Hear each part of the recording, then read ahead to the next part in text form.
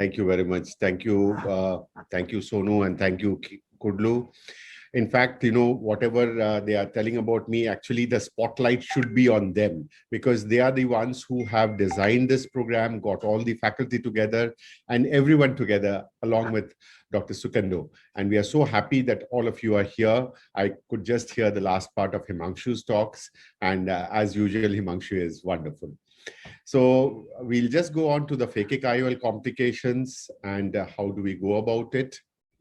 I'm going to have you through a few videos and we will just see these complicated situations and how to take care of them.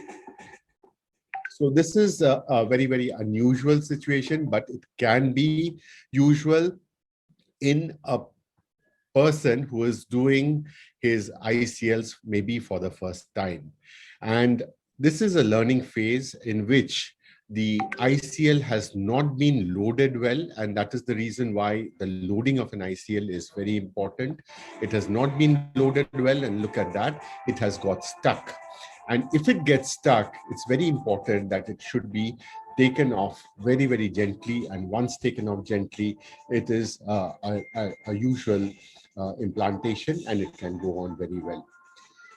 These ICLs are extremely pliable, extremely flexible, and they have stood the test of time. And they are so compatible to the human eye that we are really fond of them. However, the indigenous the phakic IOLs are also in place and do a good job as well.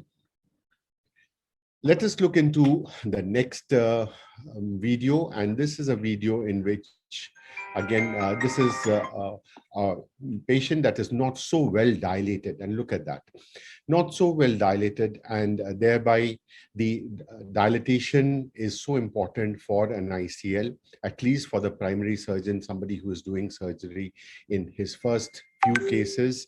And this was a case in which because of a mid-dilated pupil, we had a little bit of difficulty. But it's important that even if it does not dilate, you have to be extremely gentle with the iris, and one has to be extremely gentle because this is a phakic eye. It's not an aphakic eye where you're putting in the lens and you're working with a small pupil. So here, a very, very gentle handling of the iris. Otherwise, in this part, the iris is going to come out. So why did it happen? And that's something that we need to talk about.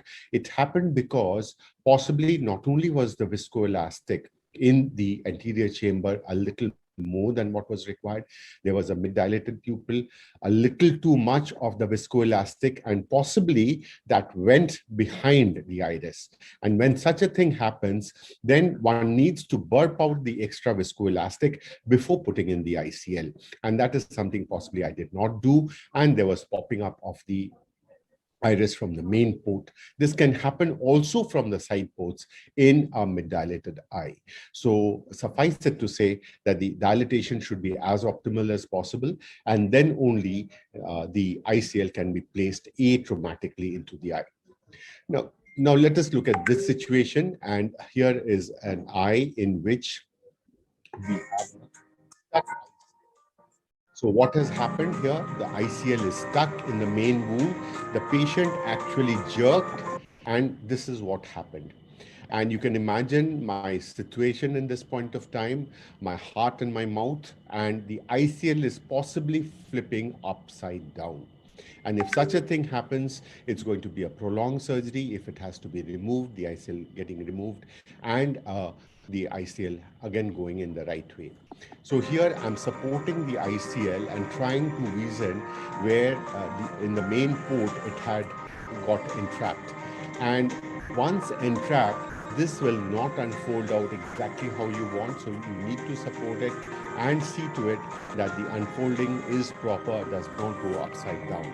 Because once upside down, then this ICL cannot be floated the right side up within the anterior chamber. It would need to be taken out, again reinserted, and then once the reinsertion is there. However, the removal can usually be quite gentle, and that same ICL atraumatically can be replaced back again. So it's not so difficult a problem. However, It's a problem that needs to be taken care of. The ICL exchange. Now, this was a patient in which we had a toric ICL in place, and it was not of the right diameter. We needed to explant it. And you can see that I'm placing in an amount of high molecular weight viscoelastic, and this is usually not done, but in this case, we will do it because we want to protect the corneal endothelium as much as possible. Now, while explanting the ICL, you'll notice that definitely there's handling of the iris tissue and more than what would be when we are placing in an ICL. However, the importance of grabbing the ICL in the right plane and then hand over hand technique with an atraumatic forceps and removing the ICL out of the anterior chamber. Removed atraumatically, but look at that, the pupil has gone down. So now we place in the right ICL with the right diopter, and this time again the folding is good. I'm lucky that the pupil has dilated well and the ICL is going into the anterior chamber quite well.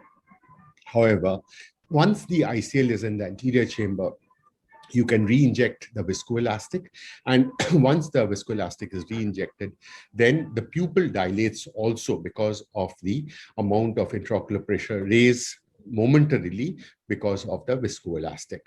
So it is important that not too much of fiddling is done in the anterior chamber, and obviously the lens should not be injured either. Now here I'm going to present a particular patient, and this is a patient in which it's a longish video. I'll fast forward it.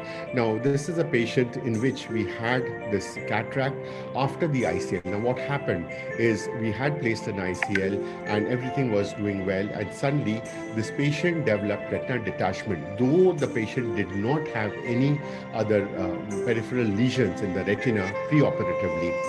And so after developing detachment, the patient underwent, okay, I think that's the buzzer coming in, okay. And the patient underwent retinal detachment surgery. In 2 months, there was this amount of cataract. And with this cataract, that means that there was possibly a lens touch. So we have to remove the ICL. There was an amount of, after the removal, what we could see, there was fibrosis there. And to do a good capsulorhexis had become quite difficult.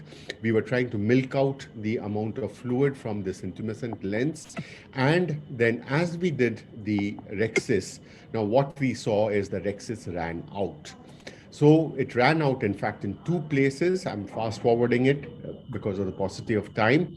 But there was this thick plaque in the posterior capsule, and that means that there was the lens touch and it was converted into a plaque. So we had at least a PC that was okay. Okay, so I'm just about to finish it.